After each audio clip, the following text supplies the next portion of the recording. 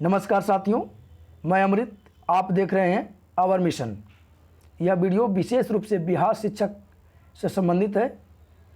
इस वीडियो में आपको नियोजन कराने जा रहे हैं उन अभ्यर्थियों के लिए ज़रूरी कागजात यानी कौन कौन से सर्टिफिकेट को लेकर जाना है और पेपर में क्या क्या नियम बताए गए हैं जिस पर सावधानी बरतनी है, सारे बिंदुओं पर मैं चर्चा करूंगा।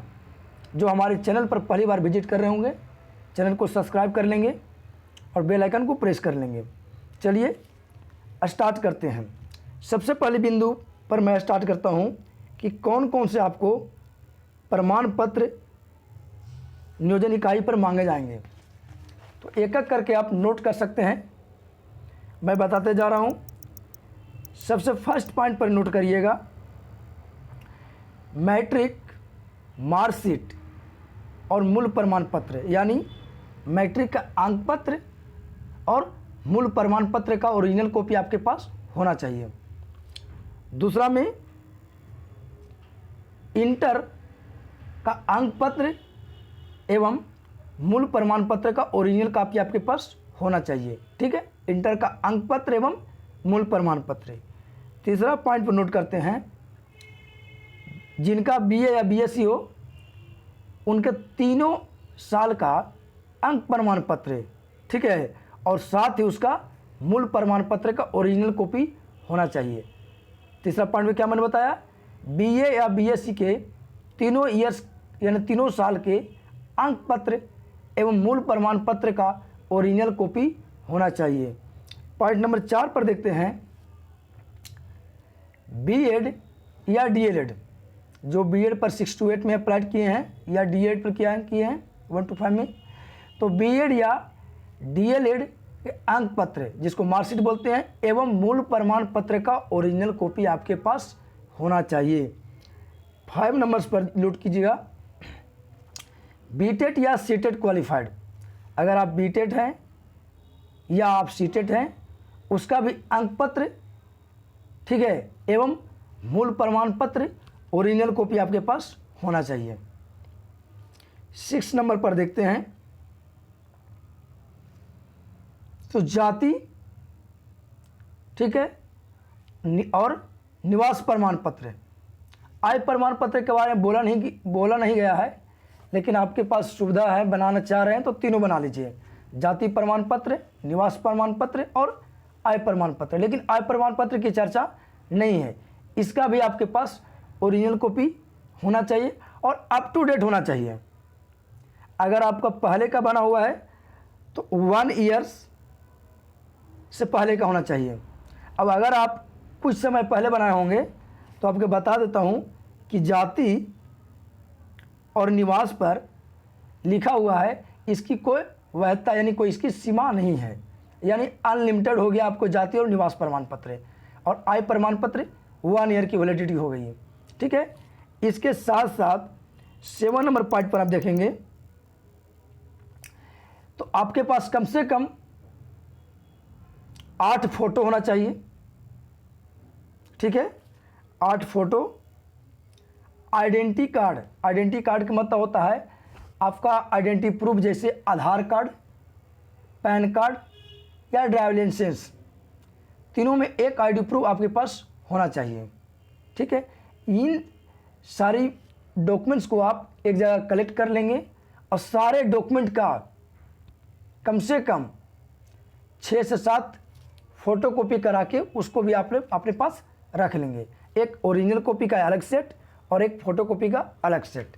ठीक है दोस्तों, तो इस प्रकार आपको समझ में आ गया होगा कि जो प्रारंभिक शिक्षक नियोजन में शामिल होने जा रहे हैं अभ्यर्थी, उसके लिए क्या क्या ओरिजिनल और उसका छायाप्रति डॉक्यूमेंट्स क्या क्या लगेंगे। ठीक है, अब कुछ प्रिंट मीडिया में क्या क्या नियोजन से संबंधित मुख्य बातें आई है उसको मैंने एक एक करके क्लियरिफाई करता हूं। सबसे पहले यह दैनिक भास्कर का पेपर कटिंग है। इसमें कहा रहा है कि शिक्षक भर्ती से पहले सरकार अलर्ट। जो इससे पहले शिक्षक भर्ती नियोजन इकाई हुई है, से बड़े पैमाने पर कहा जाता है कि धांधली हुआ है, बड़े पैमाने पर जाली सर्टिफिकेट का प्रयोग हुआ है। उसी को नज़र में ध्यान में रखते हुए सरकार अलर्ट है। फर्जी सर्टिफिकेट के जरिए काउंसलिंग हुई तो ऑन स्पॉट होगी FIR। अगर कोई व्यक्ति फर्जी सर्टिफिकेट से काउंसलिंग करा लिया और उसी समय वो पकड़े गए तो ऑन स्पॉट उस पर FIR होगा। ठीक है, और क्या, वार रूम बनकर तैयार, यानी जो नियोजन की प्रक्रिया शुरू होने वाली है उसके लिए सरकार की तरफ से वार रूम बनाया गया है और साथ ही साथ यूट्यूब पर लाइव निगरानी। कहने का मतलब जो नियोजन इकाई से काउंसलिंग होगा उसकी सारी प्रक्रिया को यूट्यूब के माध्यम से लाइव रहेगा। ठीक है दोस्तों, तो जो अभ्यर्थी समझ रहे होंगे कि जिनका प्रमाण पत्र जाली होगा वो कृपया करके अपने सतर्क हो जाए। और आगे क्या कुछ कहा नीचे, कर फर्जी शिक्षकों पर ऐसी होगी निगरानी। ओरिजिनल सर्टिफिकेट जमा करना अनिवार्य। मैं आपको बता दिया कि आपका सभी सर्टिफिकेट ओरिजिनल लेना है। अगर किसी बंधु का BA या B.Ed का ओरिजिनल सर्टिफिकेट नहीं निकल पा रहा है तो आप जाके संबंधित यूनिवर्सिटी से टेक्सनोमियल बनवा लें। ठीक है, टेक्सनोमियल बना के आपको संबंधित यूनिवर्सिटी देगा, जिसकी वैलिड अप टू जब तक ओरिजिनल सर्टिफिकेट नहीं आता उसका एक लिमिटेड डेट होता है। तो टेक्सनोमियल बना ले, वो आपको 1 से 2 घंटे बना के दे देगा। तीसरा कह रहा कि संबंधित यूनिवर्सिटी और बोर्ड से सर्टिफिकेट की जांच होगी। जो आप डॉक्यूमेंट ओरिजिनल जमा करेंगे वो विभाग जो है अपने तरफ से संबंधित यूनिवर्सिटी और बोर्ड में जाकर उस सर्टिफिकेट को जांच करेंगे। यूट्यूब लाइव के जरिए होगी निगरानी, ये तो बता दिया मैंने। काउंसलिंग सेंटर पर शिक्षा विभाग की रहेगी नज़र। जहाँ भी काउंसलिंग होगा तो लाइव के माध्यम से या वार रूम के माध्यम से शिक्षा विभाग की कड़ी नज़र रहेगी। ये शिक्षा मंत्री का बयान है। आगे कुछ के नीचे क्या कहता है कि बिहार में शिक्षक भर्ती की शुरुआत 5 जुलाई से हो रही है। प्राथमिक और मध्य विद्यालय में 90,762 पदों पर नियुक्ति की जानी है और शिक्षा विभाग इसमें गड़बड़ी रोकने के इंतजाम कर रहा है। ठीक है, और इसीलिए क्या क्या बता दिया आपको पॉइंट, वार रूम बनेगा, यूट्यूब से लाइव चलेगा, अगर ऑन स्पॉट पकड़े जाएंगे तो आप पर FIR होगा। उसी सारी बातों को डिटेल रूप से बताया गया है। चलिए नेक्स्ट पेपर की कटिंग और क्या कहता है,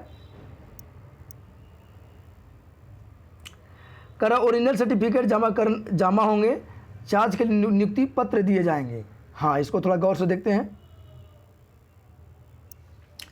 करा ओरिजिनल सर्टिफिकेट जमा होंगे, जैसे ही आप काउंसलिंग सेंटर पर जाइएगा, अगर आपका काउंसलिंग में नाम आ जाता है तो सबसे पहले आपका वहाँ सर्टिफिकेट जब्त कर लिया जाएगा ओरिजिनल, और उसको जांच करने के बाद ही आपको नियुक्ति पत्र दी जाएगी। विभाग ने तैयारी की है कि काउंसलिंग के बाद सर्टिफिकेट की जांच शिक्षा विभाग खुद करेगा। जांच के बाद ही अभ्यर्थियों को नियुक्ति पत्र दिया जाएगा। ठीक है, अगर आपका सर्टिफिकेट सब चीज़ ओरिजिनल अच्छा बने, संतुष्टि पाया गया सरकार, यानी आपका जो फॉर्म फिलअप करते समय लगाए थे उससे मैच कर जाता है तो आपको उसी के बाद ही नियुक्ति पत्र दिया जाएगा। बोरा नियोजन के एक दिन, नियोजन के दिन अभ्यर्थियों को अपने ओरिजिनल सर्टिफिकेट जमा करना पड़ेगा, जो मैं सारी बातों को क्लियर करके बता दिया। इसके अगले दिन सभी सर्टिफिकेट NISO पर अपलोड की जाएगी। ये जो NISO की वेबसाइट है उस पर आपका ओरिजिनल सर्टिफिकेट लोड की जाएगी और सभी सर्टिफिकेट जांच शिक्षा विभाग अपने स्तर से संबंधित यूनिवर्सिटी और बोर्ड से कराएंगी। ठीक है, काउंसलिंग सेंटर फर्जी सर्टिफिकेट लेकर आने वाले को FIR दर्ज होगा, ये तो आप बात समझ ही चुके हैं। ठीक है, इसलिए NISO की वेबसाइट पर लोड करने के लिए कहा जा रहा है। आप पता होगा आपको कि जो पंचायत शिक्षक पहले जो बने थे उसके बॉबी भी फोल्डर ढेर गायब है। अभी तक उसकी जो सर्टिफिकेट है NISO के पोर्टल पर लोड नहीं हुआ है, इसलिए इस बार सरकार जो है शिक्षक नियोजन की पर कड़ी नज़र बनाए हुए हैं। नेक्स्ट पेपर में क्या कुछ कहता है, करे कहाँ किस तारीख को काउंसलिंग। चलिए ये भी इंपॉर्टेंट बात है। कर राज्य के 74 नगर निकाय,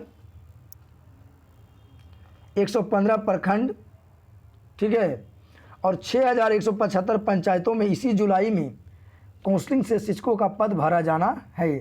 यानी बिहार में 74 नगर निकाय, 115 प्रखंड और 6175 75 पंचायतों में इसी माह में नियोजन की प्रक्रिया शुरू होने वाली है। जिन स्थानों में दिव्यांग अभ्यर्थियों ने नए सिरे से आवेदन नहीं किया है वहाँ 5 से 6 जुलाई को नगर निकाय में, ध्यान रखिएगा, बहुत अच्छा पॉइंट यहाँ पर यह कह रहा है, जिस जगह पर दिव्यांग ने नए सिरे से आवेदन नहीं डाला है उस जगह पर 5 और 6 जुलाई को नगर निकाय, ठीक है, नगर निकाय में, और 7 और 8 जुलाई को प्रखंडों में और 12 जुलाई को पंचायतों में काउंसलिंग की जाएगी। कहाँ? जिन स्थानों में दिव्यांग अभ्यर्थी ने नए सिरे से फार्म नहीं डाला, यानी उसकी एक भी वैकेंसी नहीं वहाँ था या नहीं वहाँ फार्म जा पाया है, उसके जगह पर वहाँ 5 और 6 को नगर निकाय, नोट कर लीजिएगा, 7 और 8 को प्रखंड में और 12 जुलाई को पंचायतों में काउंसलिंग की जाएगी। नेक्स्ट आगे क्या कुछ कहता है पेपर, कह रहे काउंसलिंग सेंटर पर फर्जी सर्टिफिकेट लेकर आने वाले अभ्यर्थियों पर ऑन द स्पॉट FIR की तैयारी चल रही है। चलिए, ये तो बात हो ही गई। ये भी किया गया कि ऑनलाइन की निगरानी होती रहेगी, क्योंकि जिस जगह नियोजन होगा वहाँ आपको ऑनलाइन यानी लाइव वीडियो चलता रहेगा, ठीक है। अब क्या कह रहा है कि राज्य के सभी 38 जिलों में काउंसलिंग सेंटर वार रूम जोड़ा जाएगा यानी बनाया जाएगा। गड़बड़ी की हर सूचना पर विभाग एक्टिव रहेगा, इसकी हर सूचना पर विभाग एक्टिव रहेगा, और जिला शिक्षा पदाधिकारी, जिसको हम लोग DEO कहते हैं, district educational district education officer यानी DEO जिला शिक्षा अधिकारी सहित प्रखंड शिक्षा अधिकारी, जिसको हम लोग BEO बोलते हैं, ब्लॉक एजुकेशनल ऑफिसर, से जवाब मांगा जाएगा। अगर कोई गड़बड़ी होती है तो इन दोनों से जवाब मांगा जाएगा। 3 जुलाई को शिक्षा विभाग के अपर इसके लिए सभी जिलों में साथ मीटिंग करेंगे और यह निर्णय करेंगे कि कैसे नियोजन की प्रक्रिया को सही ढंग से आगे की जाए। चलिए आगे, इससे थोड़ा सा हटके एक पेपर का कटिंग है जिसमें कहा जा रहा है कि आचार संहिता की वेट चढ़ेगी 2.75 लाख शिक्षकों की नियुक्ति व तबादले की प्रक्रिया। यानी आपको बता दें कि पंचायत चुनाव बिहार में इसी जुलाई मंथ में किसी दिन आपका डेट आने वाला है। अगर ऐसा होता है तो आचार संहिता में के चक्कर में ये आपको बहाली प्रक्रिया रुक सकती है, और साथ ही साथ जो बिहार राज्य में शिक्षकों का तबादला करने का मतलब जो आपको ट्रांसफ़र करने की प्रक्रिया चल रही है उसकी प्रोसेस भी रुक सकती है, यह भी पेपर के द्वारा बताया गया है। तो इस वीडियो में आपको प्रारंभिक शिक्षक नियोजन से संबंधित महत्वपूर्ण कागजात और क्या क्या सरकार के द्वारा रूल एंड रेगुलेशन बनाया गया है, इन सारे बिंदुओं पर मैंने चर्चा किया। तो हमारे चैनल पर पहली बार विजिट कर रहे होंगे तो चैनल को सब्सक्राइब कर रहे होंगे, कर दीजिएगा, और आप वीडियो पर कमेंट करके ज़रूर बताइएगा कि हमारा वीडियो कैसा लगा, और दोस्तों के बीच में शेयर कर दीजिएगा। ठीक है दोस्तों, पल पल की जानकारी के लिए हमारे चैनल पर बने रहे। तब तक के लिए नमस्कार, जय हिंद दोस्तों।